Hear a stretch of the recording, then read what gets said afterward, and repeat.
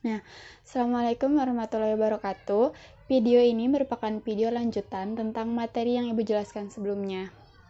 Di video ini, Ibu akan membahas materi lanjutan, yaitu tentang masa berburu dan meramu di tingkat lanjutan. Jadi masih masuk kategori mata pencarian berburu dan meramu ya, tapi tingkatnya lebih lanjut, lebih tinggi dari masa sebelumnya. Nah, masa ini juga masuk ke dalam zaman atau masa Mesolitikum dalam pengkategorian hasil budayanya.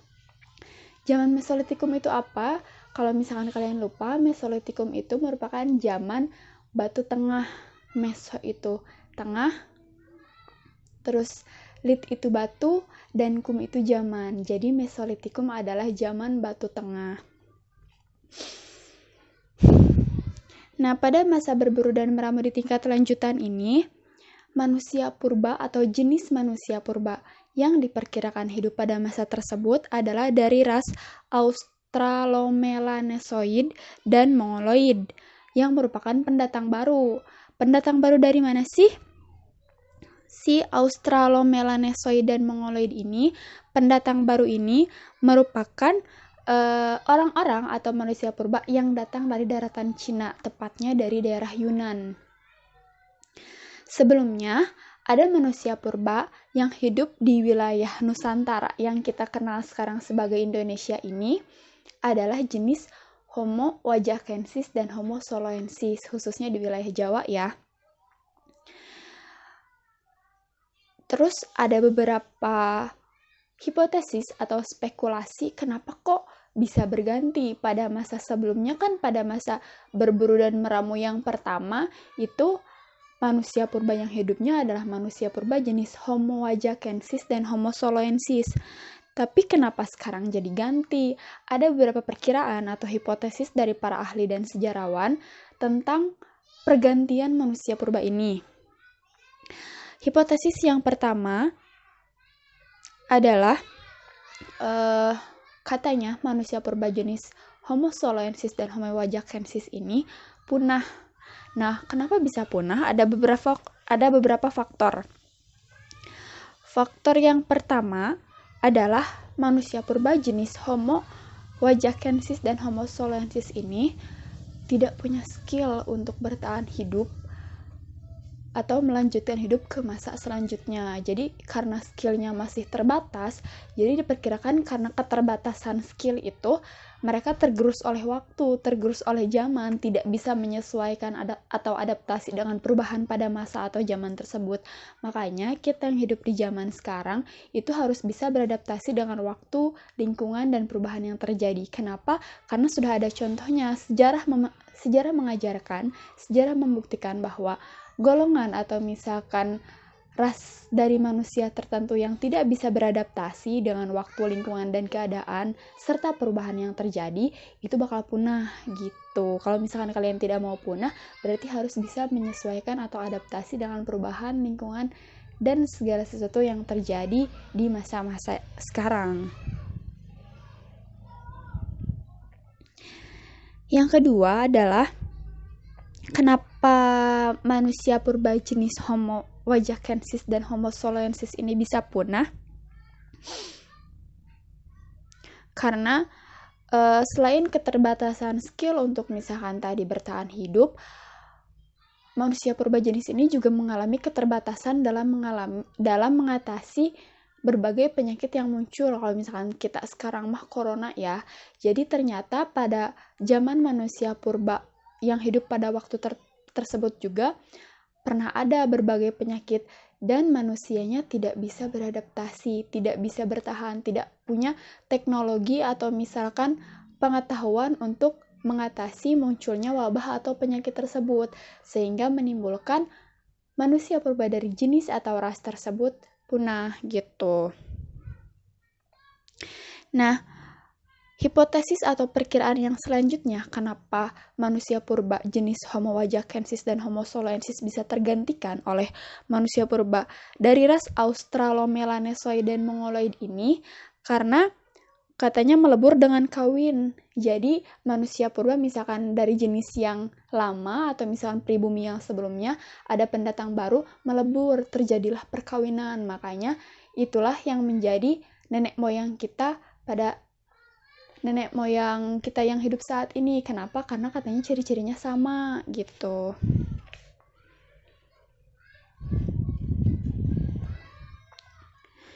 Nah, hasil budaya yang ada pada zaman ini atau masa ini mendapat pengaruh dari hasil-hasil budaya yang terdapat di Asia Tenggara. Khususnya kebudayaan Bakson Hwabin ya. Apa itu kebudayaan Bakson Hwabin? Bisa kalian search di Google ini untuk tugas tambahan. Apa sih yang dimaksud dengan kebudayaan Bakson Hwabin? Yang itu asalnya dari Cina daratan dan juga dari Vietnam.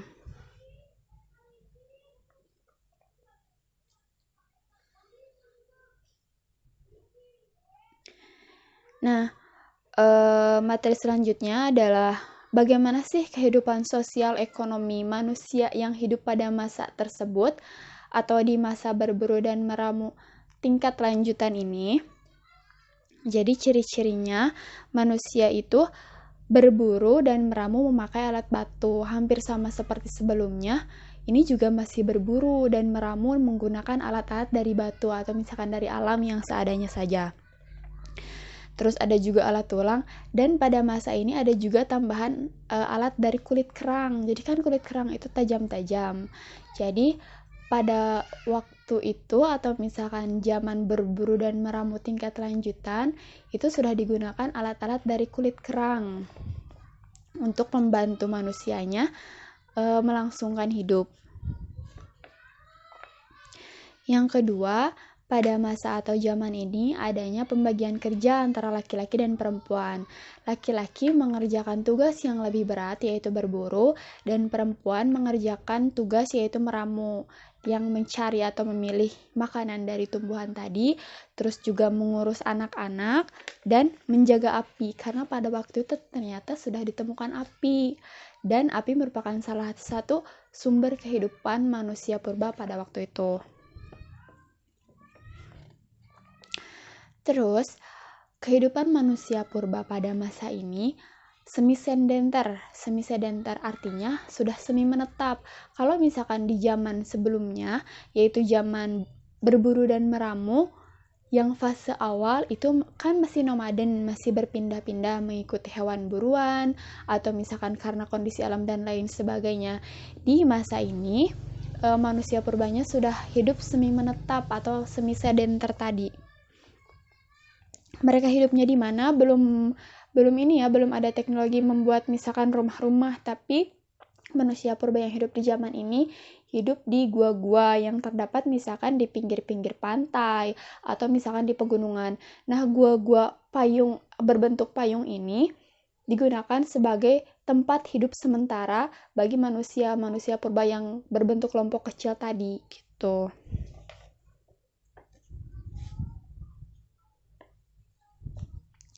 Nah, sekadar informasi, gua payung tempat manusia purba hidup ini disebut Abris Sausroch. Kalau misalkan kalian mau tahu bagaimana bentuk dari gua payung tersebut, silakan kalian bisa search di Google untuk melihat bagaimana bentuknya dan gambarnya. Dan tentu saja gua-gua yang ditempati oleh manusia purba yang hidup pada zaman tersebut itu yang dekat dengan sumber kehidupan, misalkan dekat dengan hewan-hewan buruan, dekat dengan sumber air, dekat dengan hutan yang di sana terdapat bahan makanan dari tumbuhan yang melimpah gitu. Nah, selain dari manusia purba yang hidup pada masa ini tinggal di gua-gua di pegunungan, sudah ditemukan juga bukti bahwa manusia purba yang hidup pada masa ini menempati gua-gua di pinggiran-pinggiran pantai. Buktinya adalah ditemukannya Kyoken Modinger atau sampah dapur. Sampah dapur atau Kyoken Modinger itu apa? Itu merupakan tumpukan atau bukit bekas cangkang kerang. Jadi diperkirakan orang-orang atau manusia purba yang hidup pada masa tersebut, yang hidup di pinggiran pantai, itu memanfaatkan laut atau misalkan hewan-hewan laut sebagai makanannya dan menumpukan bekas-bekas dari dari cangkang kerangnya itu ditumpukan di suatu tempat gitu. Jadi ada tempat sampahnya. Manusia purba aja udah disiplin. Kita juga harus disiplin. Jadi itu merupakan salah satu buktinya ya, Kyokenmodinger atau sampah dapur tadi.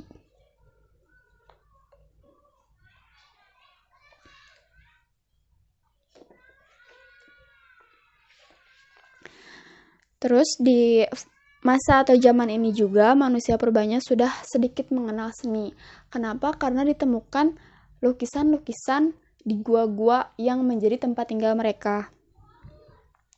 Inspirasi dari lukisan-lukisan ini tidak seluas sekarang. Inspirasinya masih berupa bagaimana cara hidup mereka dan interaksi mereka dengan alam yang merupakan tempat mereka bergantung kehidupannya gitu. Nah, lukisan-lukisan ini biasanya menggambarkan sistem kepercayaan, pengalaman, dan perjuangan hidup pada masa tersebut. Tadi seperti yang sudah Ibu singgung, di zaman ini juga sudah ditemukan api. Untuk kegunaannya yaitu untuk masak, penghangat tubuh, dan untuk mengusir hewan-hewan yang ada di malam hari, hewan-hewan buas yang biasanya berkeliaran di malam hari. Selanjutnya, di masa ini ternyata sudah mulai dikenal sistem pertanian sederhana. Nah, inilah salah satu faktor kenapa manusia purba yang hidup pada masa atau zaman ini hidupnya sudah semi menetap atau semi sedenter. Tapi bertaninya juga masih pindah-pindah. Jadi tidak yang menetap seperti sekarang bertani di suatu tempat terus-terusan diolah tanah tersebut, tidak, tapi mengikuti kesuburan gitu, karena kan orang-orang atau manusia purba pada zaman dulu diperkirakan belum mengenal teknologi pupuk untuk misalkan menyuburkan tanah. Nah, pertanian sederhana yang dilakukan pada waktu itu disebut slash and burn. Slash and burn itu apa? Slash and burn itu adalah menebang hutan, atau misalkan setelah ditebang itu dibakar semak belukarnya. Setelah ditebang dan dibakar, lahan yang tadinya hutan terus jadi kosong karena sudah ditebang dan dibakar, dijadikan lahan pertanian sederhana seperti itu. Dan hasil taninya juga belum sekompleks sekarang, masih hasil pertanian sederhana berupa misalkan biji-bijian kayak gitu. Nah, hasil budaya pada zaman ini, zaman berburu dan meramu tingkat lanjutan, dan sudah masuk ke zaman Mesolitikum atau zaman Batu Tengah. Ada beberapa. Di Indonesia ini ada 3 tradisi pokok pembuatan alat-alat di Indonesia, yaitu serpih bilah, alat tulang, dan kapak genggam Sumatera dari kebudayaan Bakson Hwabin tadi. Yang pertama, ada alat serpih bilah atau flex. Alat serpih bilah atau flex ini sudah lebih mutakhir atau misalkan sudah lebih modern dari yang sebelumnya, jadi sudah lebih halus. Nah, alat serpih bilah atau flex ini di Indonesia ditemukan di gua-gua di Sulawesi Selatan dan Nusa Tenggara Timur. Tapi untuk di daerah Jawa sendiri kurang populer kalau misalkan alat serpih bilah atau flex ini. Yang kedua, alat tulang atau pebble. Alat tulang atau pebble ditemukan di Jawa Timur dan juga Jawa Tengah gitu, sebagai bukti bahwa ternyata manusia purba yang hidup itu sudah menghasilkan teknologi. Salah satunya tadi alat tulang yang ditemukan di Jawa Timur dan Jawa Tengah. Yang ketiga ada kapak genggam Sumatera yang ditemukan di pantai Sumatera Utara. Nah, pembahasan terakhir dari masa berburu dan meramu tingkat lanjutan ini adalah bentuk kepercayaan awal. Jadi kalau misalkan manusia purba di zaman sebelumnya belum ditemukan bahwa mereka sudah mempunyai kepercayaan, di masa ini sudah ditemukan bukti-bukti bahwa manusia purbanya sudah menganut atau misalkan percaya kepada sesuatu yang di luar nalar gitu. Buktinya adalah banyak lukisan kepercayaan yang terdapat di gua-gua di Papua dan di Sulawesi Selatan. Jadi ada lukisan-lukisan yang terdapat di dinding-dinding gua, lukisannya juga masih lukisan sederhana, itu terdapat di gua-gua di daerah Papua dan di Sulawesi Selatan. Yang kedua, ada lukisan di gua bertalian dengan upacara-upacara penghormatan nenek moyang. Terus juga ada upacara kesuburan, inisiasi, dan juga memperingati kejadian penting. Jadi ternyata kepercayaan awal mereka sudah dibuktikan dengan tadi adanya lukisan di gua. Lukisan di gua itu merujuk kepada upacara penghormatan kepada nenek moyang, terus upacara kesuburan, inisiasi, dan memperingati kejadian penting. Selanjutnya, pada masa atau zaman ini juga sudah dikenal sistem penguburan. Jadi mayat-mayat dari manusia purbanya tidak dibiarkan begitu saja, tapi sudah dikenal penguburan, meskipun penguburannya tentu saja berbeda dengan sekarang. Masih sederhana, dan juga karena berbeda kepercayaan, beda juga cara penguburannya.